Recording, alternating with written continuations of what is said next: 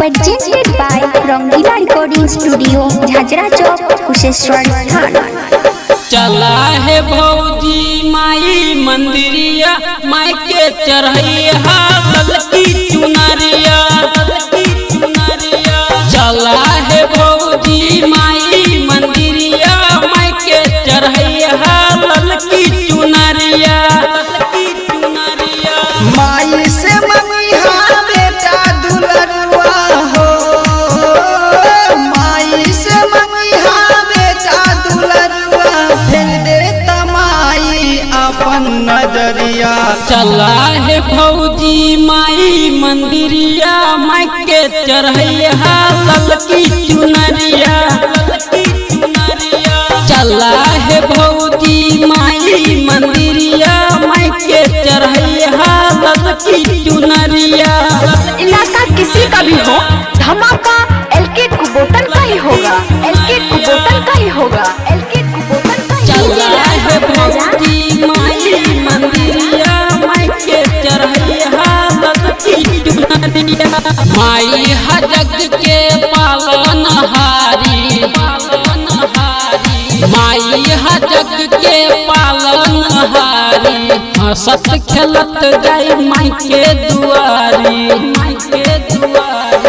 आसिन महीना माँ चमकेला चम चम, चमकेला चम चम। आसिन महीना माँ चमकेला चम चम, सारा घरबा और सारा दुआरिया।